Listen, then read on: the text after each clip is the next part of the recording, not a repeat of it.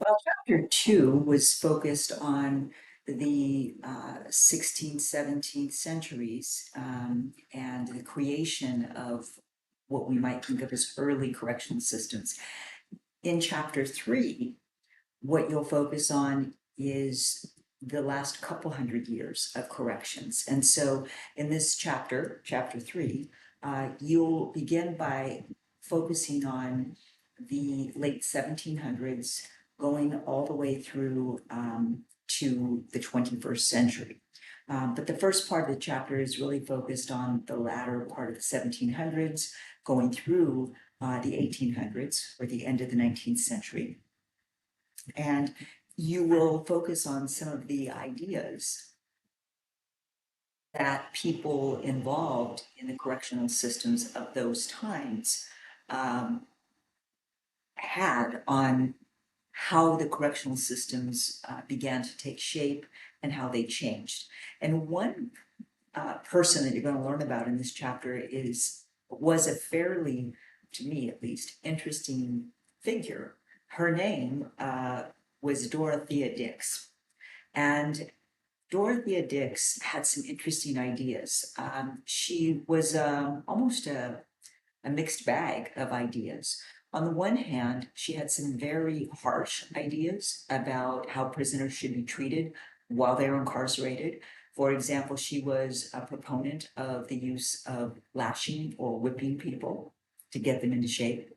She also believed that solitary confinement made people shape up, start following the rules, etc. On the other hand, and she also thought that pardoning of prisoners happened far too often. On the other hand, she also believed that um, many people were serving very lengthy sentences for fairly minor crimes.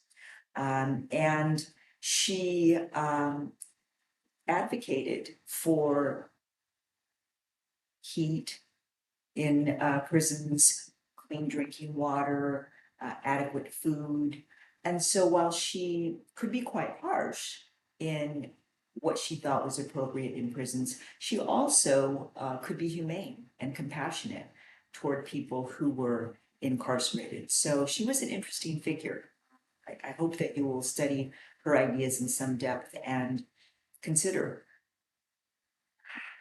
what could make a person be so harsh on the one hand and yet quite compassionate on the other. It's an interesting mix in a person. Also, in the late 1800s, you'll read about the establishment of parole and probation. And those are, of course, still very much used in the United States. Parole is when we allow someone to be out of prison earlier than their sentence said they should be. We monitor them while they're out in the community. Probation is the idea that we monitor a person and they don't even go to jail or prison because we can monitor them before they even get to a facility.